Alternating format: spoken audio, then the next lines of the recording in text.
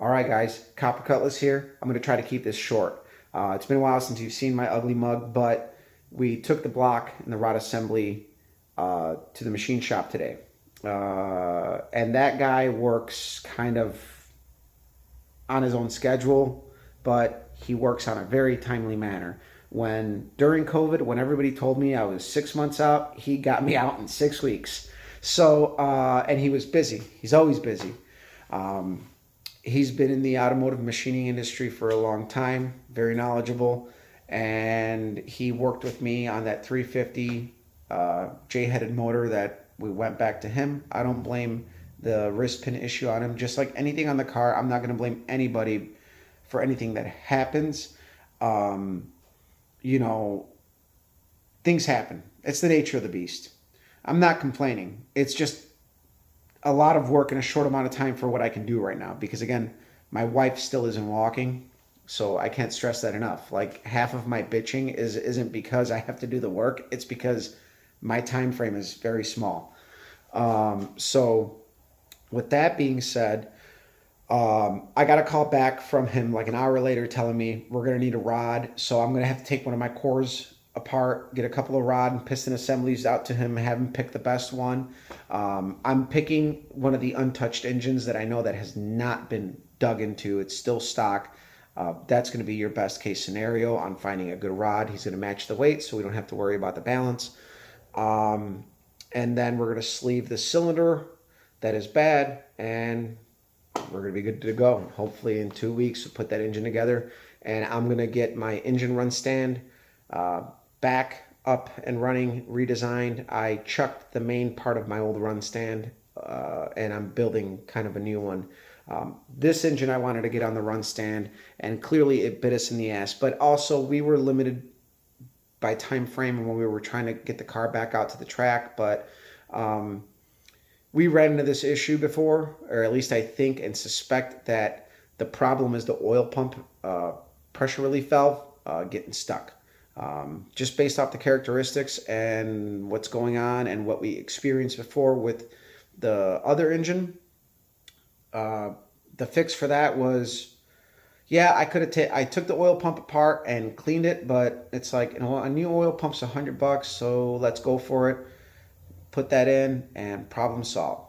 The engine bearings on the engine with the wrist pin that was walking out all look amazing. They all look great. For the amount of abuse that engine saw in a short amount of time, everything looks good. So once everything gets out of the machine shop, we're going to get it on the engine run stand. We're going to fire it up and make sure it's good, and then put it in the car. Then take this one out and figure out the oiling problem in it and go from there. Now, I want to thank the encouragement of my buddy Joe he keeps telling me you should do like a live session. I think for maybe the diagnosing of this engine, how I'm going to do it, maybe good for that. Maybe firing up the engine on the run stand.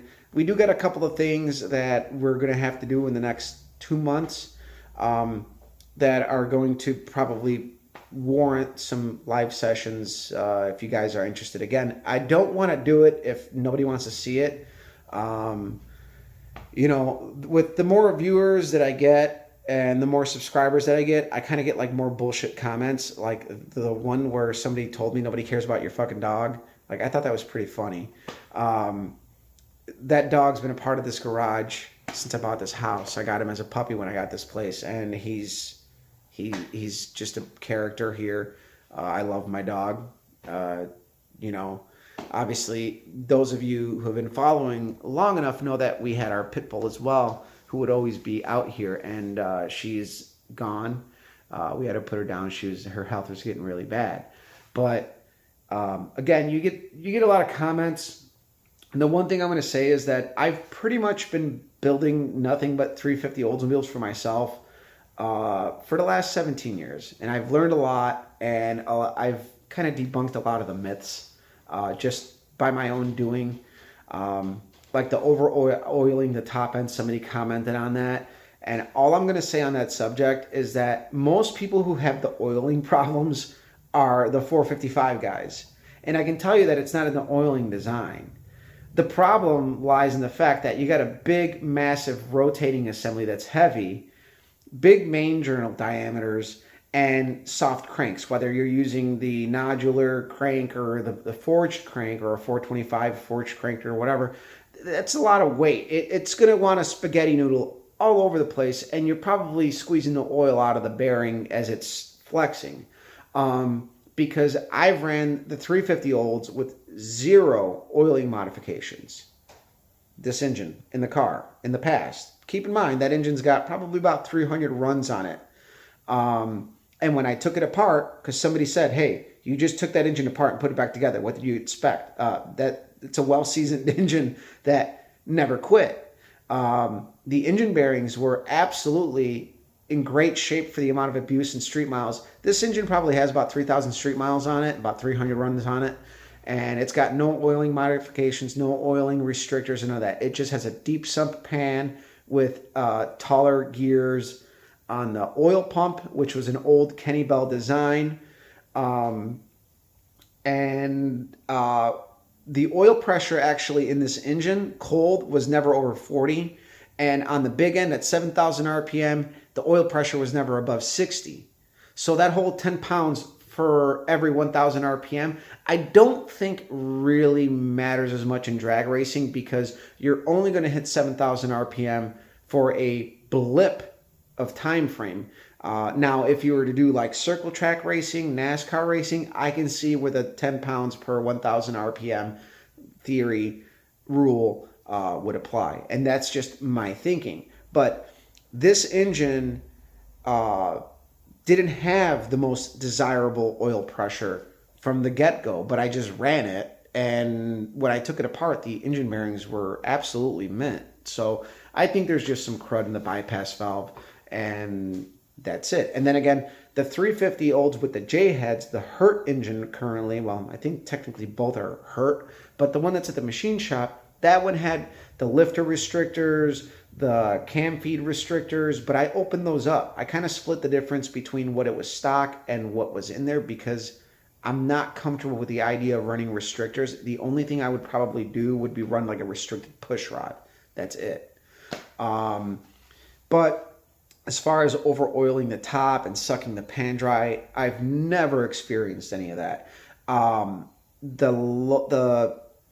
There's 3 engines past, all right? When the car was running like 1220s and I was still driving it to the track, I still had a stock big block pan in there, which, like, it's debatable on whether or not the big block will hold an extra quart or not because of just the design. But I would run 6 quarts in the engine, and so I'd run 6 quarts.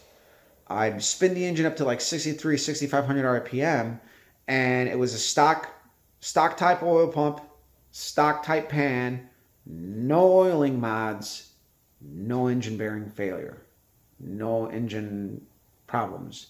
Our problems that we're having are just, we're pushing the limits of the shit we got, and that's just the nature of the beast. Can I build an engine that has like all new components? Absolutely, but that's not what I do. That's no fun to me.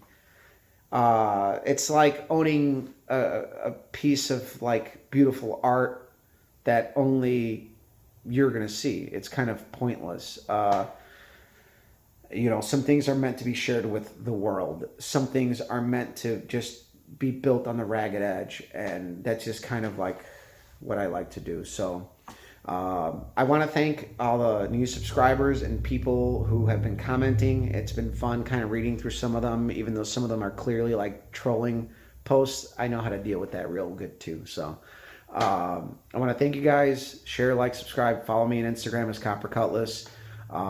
If you guys go back, you can see the engine builds that I've done in the past. When I really actually started this page, I was actually building a 306 for my old boss for his 65 Mustang. I've built quite a bit of Ford engines, and I'm actually become a fan of Ford engines, even though I've never been a Ford guy. If I was to build a traditional conventional V8, it would actually probably be a Windsor-based Ford engine, to be honest with you. We've talked about the LS deal and all that stuff, but for now we are sticking with Oldsmobile Power. up until we run out of all, other options. We're going to start getting stuff together to do an LS, but it's not going to happen right away. We still got a lot of Oldsmobile stuff to kind of shuffle through and go through, but I want to thank you guys for the likes, the comments, the subscriptions. So find a cool racing video in my videos and share it. Help us out. This page is just for fun. Just what I do. I'm not out here to trying to make money, because trust me, I think I've spent more in the last 2 months than I probably would make in a year in ad revenue through YouTube. And it's like a lot of these other people that do these pages, like they don't really make a whole lot on this crap. I'm just bringing my warped type of work to this platform, and I hope you guys are enjoying it. So we'll let you guys go.